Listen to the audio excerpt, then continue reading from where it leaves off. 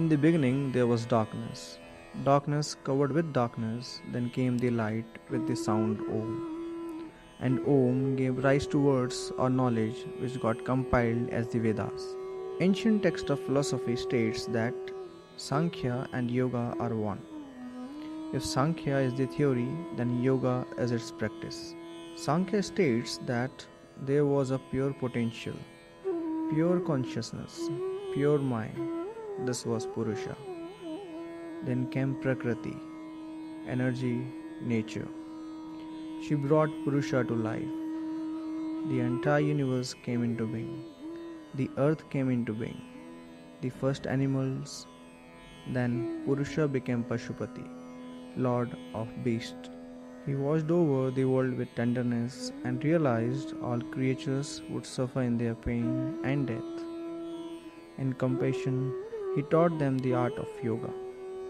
The sages of India carefully studied the attributes of human nature thousands of years ago. They observed all our sensory organs open outwardly. Hence, by nature, we are bound to always seek outwards.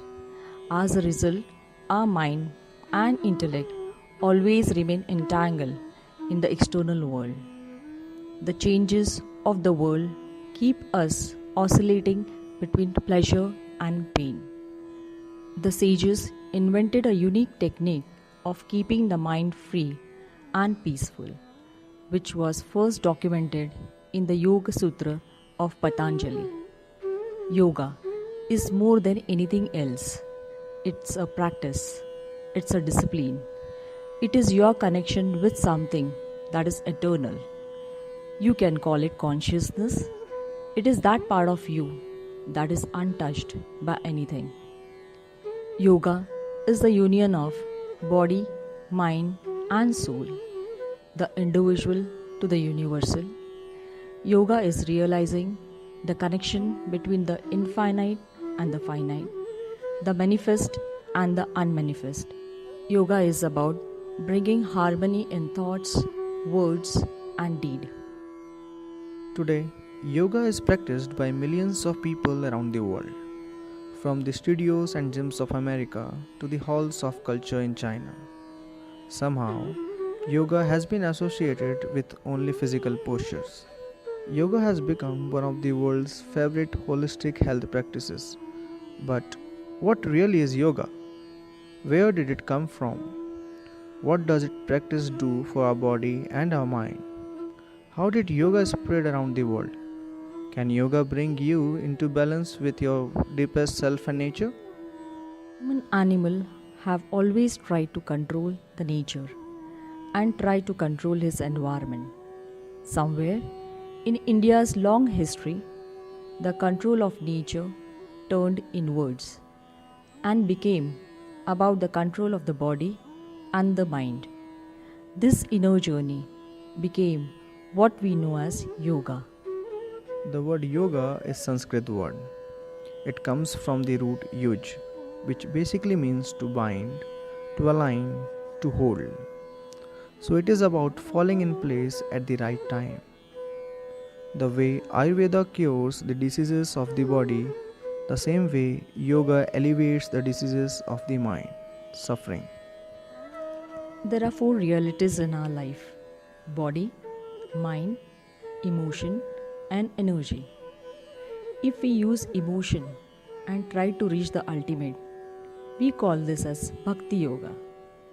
If we use intelligence and try to reach the ultimate, we call this as Jnana Yoga. If we use body and try to reach the ultimate, we call this as Karma Yoga. If we use energy and try to reach the ultimate, we call this as Raj Yoga. The purpose of yoga is to still the mind stuff and unite the basic human consciousness with its original state of complete consciousness or Purusha. According to Taittiriya Upanishad, the human being is made up of 5 layers or panchakoshas that act in unison. Annamaya kosha is our physical body, Pranamaya kosha is our astral body, Manomaya kosha is mental body, Vijnanamaya kosha is personality, Anandmay Kosha is blissful sheath. To align the koshas together, Patanjali prescribed a system called Ashtanga or the eight-limbed path. The first five paths are the disciplined part of it, the doing part of it. The last three paths of the eight are internal. They are the outcome of practicing the five. Yam and Niyam are the first two. Yam refers to how you behave, internally, how you experience the world. Niyam means rule or discipline of physical living, how you conduct with yourself and with the world around you. Then you come to Asana, which is your connection with your own physical body. Asana is a pleasant and comfortable posture of the body. The body should not move. The vision should be either on the tip of the nose or the center of the eyebrow or at a target point. When one practices asana for several hours, the body becomes steady and the chitta, that is the consciousness, is rested in the infinite. On acquiring stability, the seeker then regulates the breath, and when the breath becomes subtle, that is pranayam. Pranayam purifies the mind and also cleanses the channels of energy by making the breath settle. The most hyperactive mind can also be controlled. After pranayam, the practice of withdrawing the mind from external objects and focusing inwardly is practiced. Our life is nurtured through sensory experiences of speech, touch, vision, taste, and smell known as ahar. The reversal of this process by withdrawing the senses from the external and taking ahar from within is known as pratyahar. The inner journey of yoga begins from here, when the mind gets intermittently stabilized at any one point, that is known as dharan. When dharan gets prolonged, it becomes dhyan and ultimately samadhi. Your ability to focus, your ability to meditate on something, and your ability to access union with true self or consciousness is what samadhi is. Dharana, Dhyana, and Samadhi are called the Antaranga as they are the internal limbs of yoga. Because if you practice the first 5 limbs, then they are the outcome. So, yoga is bringing the Ashtanga together in order to bring Kosha together in order to achieve Samadhi. So, yoga is both the practice and it is the goal.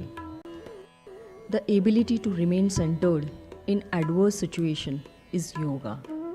Whatever brings us back to our nature, which is harmony and joy, is yoga. When one is in harmony within, the journey of life is calmer, happier, and more fulfilling. Life starts flowing in a direction to unite with its very source.